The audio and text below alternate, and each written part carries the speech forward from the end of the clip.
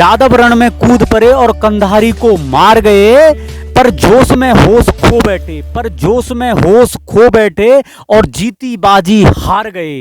रानी जौहर कर बैठी और विजयपाल कुटीर होकर अपना ही शीश उतार गए। साथियों, ब्याना के किले में आप जब भी आए तो यहाँ का इतिहास भी आपको जानना बहुत जरूरी है। साथियों, यहाँ पर विजयपाल यादव राजा रहा करते थे। साथियों, यहीं से वो प्रथा चली थी जिसे कहते हैं जौहर, जो कि आत्मदाह कर देना। तो साथियों, यहाँ पर हुआ था एक घटना घटी थी, जो कि एक आक्रमणकारी आया था उस समय पर 1043 ईस्वी में। वो उसका नाम था अबू बकर कंधारी। अबू बकर कंधारी के समय में क्या हुआ था कि अबू बकर कंधारी बहुत ही पावरफुल, बहुत ही शक्तिशाली बताते थे, जहाँ पर आक्रमण करने आया था और जहाँ पर विजयपाल यादव राजा हुआ करते थे। तो साथियों, विजयपाल जो राजा थे वो काफ़ी शालीन, काफ़ी भोले वाले थे और युद्ध उनसे काफ़ी दूर रहा करते थे। तो वो युद्ध नहीं चाहते थे। तो उनके ही एक सेनापति ने सलाह दी थी कि महाराज, आप युद्ध नहीं लड़ेंगे तो फिर आप ऐसे ही सब कुछ आप किला उसके चरणों में दे देंगे तो साथियों तो फिर बहुत ही बड़ी हाहाकार होगी, बहुत थू होगी हमारे किले के बारे में। तो आप युद्ध लड़िए। देखो, यदि हमारा इतिहास जिंदा रहेगा तो इससे तो एक मान्यता मिलेगी कि भाई वो उन्होंने ऐसी आत्मसमर्पण नहीं कर दिया था, बल्कि वो युद्ध में लड़े थे। जो भी उन्होंने युद्ध लड़ा था वो काफ़ी साहस के साथ युद्ध लड़ा था। तो साथ ही ये जो उनके जो सेनापति ने सलाह दी थी, वो उनकी सलाह पर युद्ध करने चले गए थे अबू बकर कंधारी से। अबू बकर कंधारी के सामने विजयपाल यादव की सेना काफ़ी तुच्छ थी, काफ़ी छोटी सेना थी। तो साथियों, वो जोश रोश में अबू बकर कंधारी से जीत के आ जाते हैं। और जब कभी साथियों ऐसा होता है कि वहाँ पर आपको लगता है कि यहाँ पर हमारी सफलता हमें यहाँ पर नहीं मिलेगी और वहाँ पर सफलता मिल जाती है, तो आपका जोश और उत्साह वो काफ़ी बढ़ जाता है। साथियों, यदि आप अपने जोश में अपने होश खो बैठते, तो ऐसा ही विजयपाल यादव की सेना के साथ में हुआ था।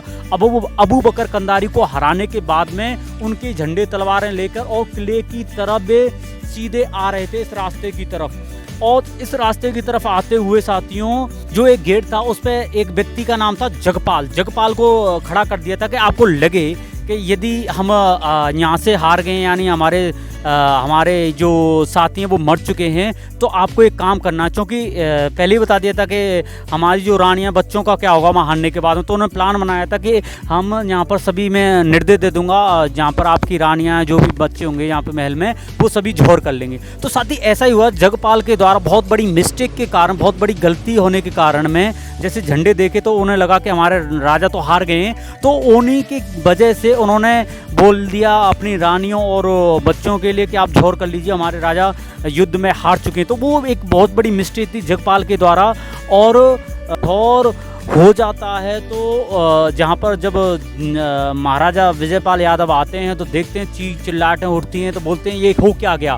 तो साथियों, उस समय क्या होता है कि जगपाल तो खड़ा मर जाता है, यानी कि मेरे से तो बहुत बड़ी भूल हो गई, पूरा दम तोड़ देता है अपना। और वहीं पर राजा विजयपाल आते हैं तो देखते हैं कि साथ हमारे सेनापति तो बहुत बड़ी होगी, वो भी अपने प्राण त्याग चुके हैं। और साथियों, विजयपाल राजा थे वो अपना शीश काट देते हैं। तो साथियों, ये संपूर्ण जो घटना यहाँ पर घटी हुई थी, जहाँ पर एक पहला जौहर बताया जाता है 1043 ईस्वी के दौरान हुआ है, वो बहुत बड़ा जौहर बताया जाता है, यहाँ की करौली के ख्यातों में मिलेगा। और मैं इसके बाद में जो संपूर्ण यात्रा है वो हम चालू करेंगे किले की, और आप देखेंगे सिलसिलेवार तरीके से इस किले के बारे में कौन कौन सा रहस्य छुपा हुआ है। तो साथियों, हम मिलते हैं और हम देखते हैं इस किले के बारे में संपूर्ण जानकारी।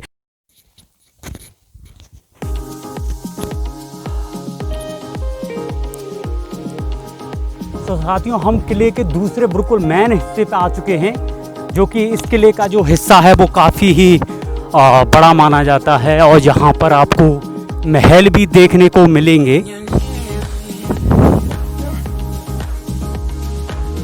ये आपको जिस प्रकार की जो खंडरों में तब्दील होते हुए चारों तरफ ये महल दिखाई दे रहे हैं, उस जमाने में नक्काशी का भी काम यहाँ पर हुआ है।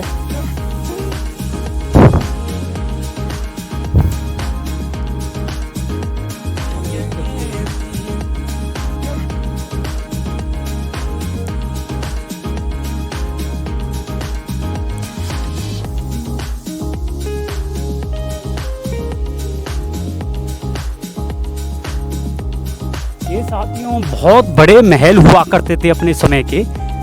आप देख सकते हैं यहाँ पर छतरी बनी हुई है।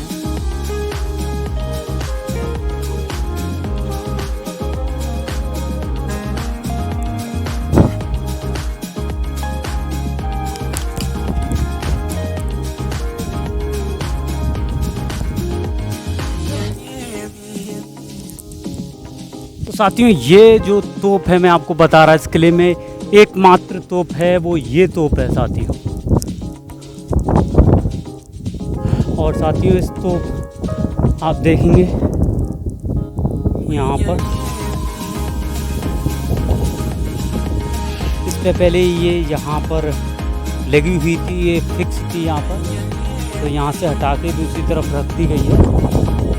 लेकिन आप इस तोप को देखेंगे, काफ़ी ही बड़ी तोप है और लोहे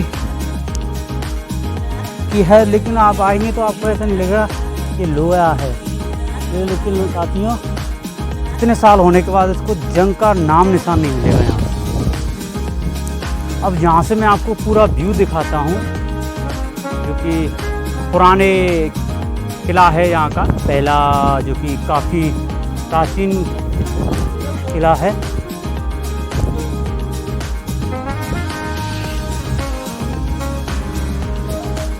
ताकि ये देखिए जो किला है मैं आपको दिखा रहा हूँ, काफ़ी बड़ी रियासत थी ये।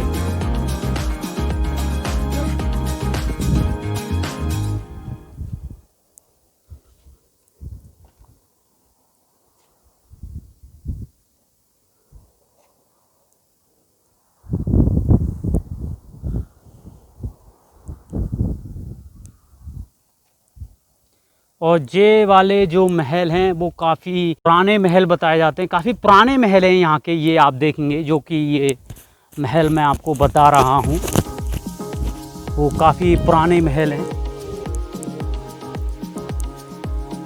यहाँ पर एक छतरी है जो कि यहाँ पर भगवान शिव की मूर्ति हुआ करती थी। मैं अभी जाके देखता हूँ तो वहाँ पर पता चलेगा कि अभी वहाँ पर क्या है। और वो आप देखेंगे यहाँ पर है साथियों एक छतरी, यहाँ पर 4 छतरियाँ वाला एक महल बना हुआ है। तो उसके बारे में विशेषता है वो भी हम जानने की पूरी कोशिश करते हैं।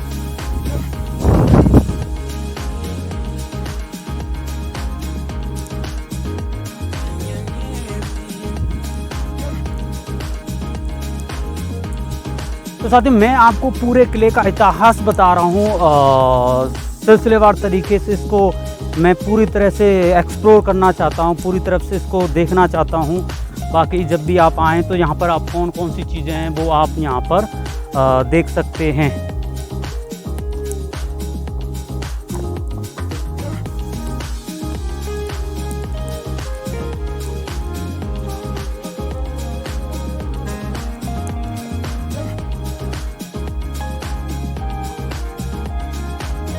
तो साथियों ये जो मैं आपको बता रहा हूँ कि पहले ये छतरी थी, पूरी तरह से खंडरों में तब्दील हो चुकी है। और यहाँ पर इसके निशान है, आप देख सकते हैं।